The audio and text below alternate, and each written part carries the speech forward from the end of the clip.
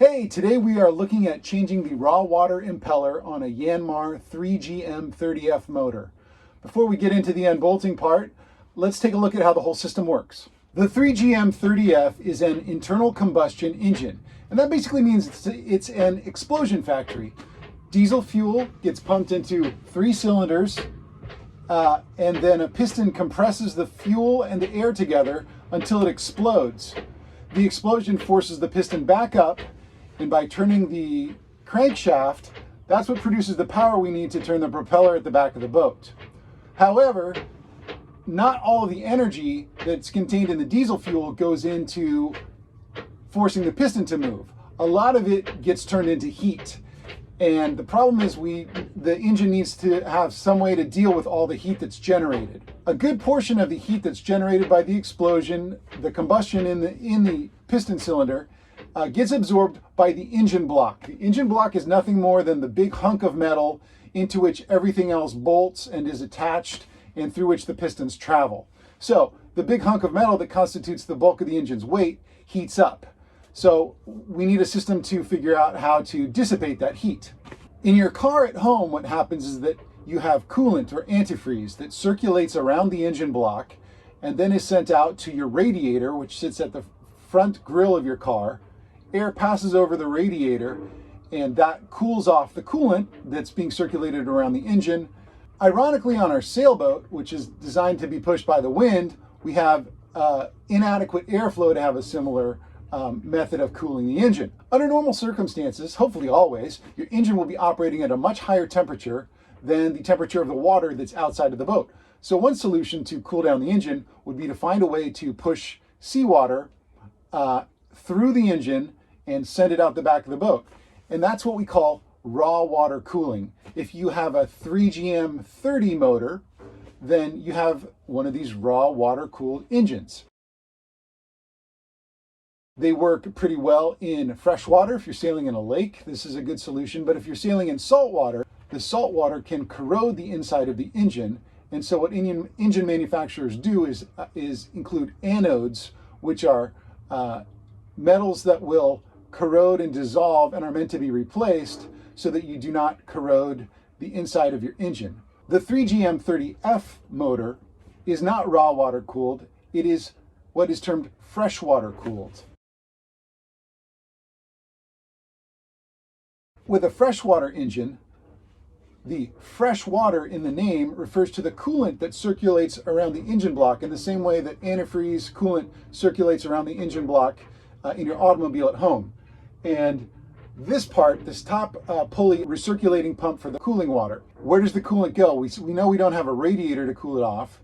And so instead, the hot coolant goes into this device on the side of the engine, which is the heat exchanger. Inside the heat exchanger, we push cold seawater through a series of small pipes while hot coolant circulates around those pipes. So the coolant gets cooled off, the seawater gets heated up, and the engine remains cool. This is the freshwater pump that recirculates the coolant through the engine. This is the raw water pump, the impeller that we're going to work on changing. And this is the heat exchanger. The raw water pump is very simple. The crankshaft gets turned by the pistons moving through the engine. That turns this pulley, which turns this pump that's inside here. So the impeller is a rubber flapper part that's contained inside this cylinder that we are going to need to access. So our first job is going to be to loosen up this pump to try and create slack in this pulley belt. Before I start messing around with anything to do with this pump, I'm going to make sure that my seacock, my valve that lets raw water into the impeller pump, is closed before I start disassembling any of these parts. Close your seacock. All right, first I'm going to remove this hose clamp. I think British people call these Jubilee clips. I have no idea why, like it's the Queen's birthday or something. All right, next I'm going to loosen this bolt. This is a 12 millimeter bolt head. Okay, we got that loosened up. We get this loosened up as well. And now the pump is loose. Okay, here's the first bolt out. There's quite a lot of rusty scunge on that. I'm not sure if that's normal or not, but there's just the tip of it that was holding the bolt in place. We'll do the same thing with the other bolt. Second bolt is much cleaner. So here's the back of the pump body. It reads Johnson Pump A3 Sweden, and then some more details there. All right, so I took the second hose off of the pump and removed it entirely. These are little 7mm bolt heads that I was loosened with a socket and then finishing the job with a screwdriver. All right, so with all the little machine screw bolts removed, let's look inside of the pump housing. We got an O-ring, keep the seawater inside. And then we've got this impeller device, and when the blades of the flapper thing get squeezed around, that's what causes the water to get pumped from outside of the boat into the engine, into the heat exchanger. What can happen with the flapper is if the blades get too worn, they will break off and then get sent through the cooling system and get lodged up in the cap of the heat exchanger and prevent the flow of cool water, which has a double whammy in that they're not pumping water and they are also impairing the flow of water. So that's an easy way for the engine to overheat, and that is why we are changing this out as preventative maintenance. All right, so I pulled the impeller out with a pair of needle nose pliers. It has a little bar that goes right across here and ensures that the impeller is turning when the pump wheel is turning.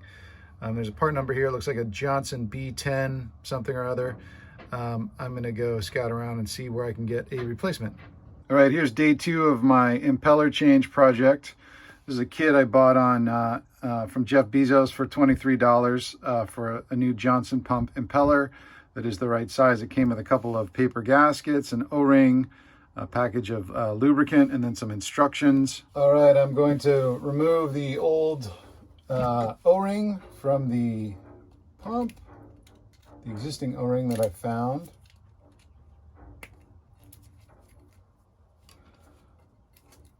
I don't see any gunk in there, no material. That looks pretty clean. I seat the new O-ring. That sits in there very well. And instructions are to lubricate the impeller with the included lubricant. Now, it's not clear to me if this is, there's an up or a down, but it looks like the shaft is symmetrical within the width of the impeller. So when the one I found had the name, the part number listed on the front, so I'm going to put it back in the same way. So the kit came with 2 different paper gaskets. These are actually different sizes for, I think the impeller can be installed in different pumps. My pump did not have a paper gasket when I found it. I'm not going to put one back, and we'll see if it leaks, then I'll know that may be a problem. The installation instructions are also to lubricate the O-ring. I'll get a surface on here. There's a groove on the cover side. Small machine screws that are used to attach the cover plate onto the surface of the pump. These are made out of stainless steel. This is made out of, I think, bronze. That's a recipe for galvanic corrosion. You can see there's some corrosion that's developed here. And so to make it easier on myself in the future, I'm going to use a little bit of a product called Tef Gel, which is meant to provide sort of a waterproof seal between the different kinds of metals and to prevent galvanic corrosion between dissimilar metals. All right, I'm not sure if there's a torque spec on these guys, but when I found them, they were approximately hand tight. So I'm going to put them back the way I found them. This is definitely a part that's supposed to be serviced with some regularity, so I can't imagine that they're supposed to be too tight. All right, that feels pretty snug. All right, plan is to work in reverse order here. First, I will reattach the exit hose. I'm going to add a little Tef Gel to these bolts that get sent back into the engine block. The Tef Gel is rated to 300 degrees Celsius or around 600 degrees Fahrenheit, so they should be cooler than that when the engine is operating.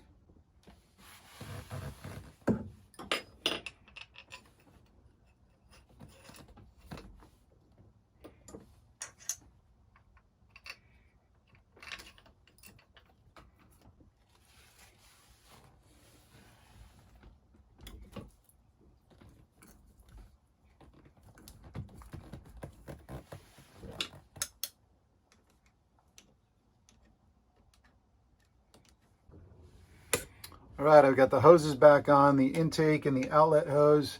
My last step is to try to create some tension here in the pulley belt. So I'm going to do that by prying the pump down and adding and tightening my last bolt here.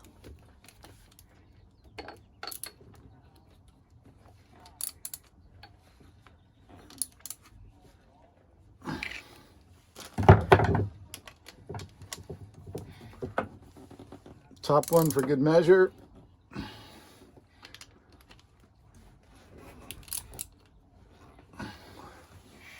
Let's see if this turns. Looks like everybody's turning together.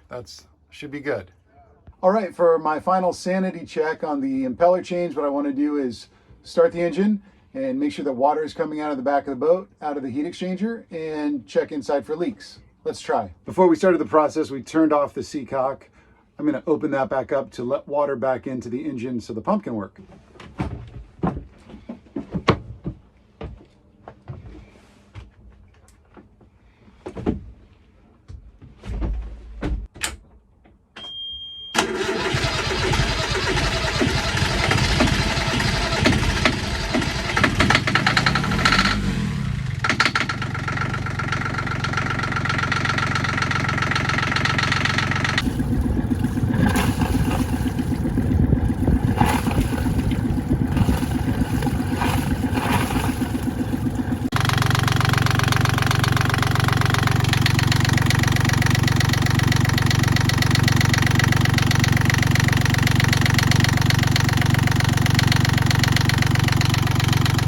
All right, so we did that test. We've got water coming out of the back of the boat. We've got no leaks visible in the new pump that's been reinstalled, and it appears to be operating normally.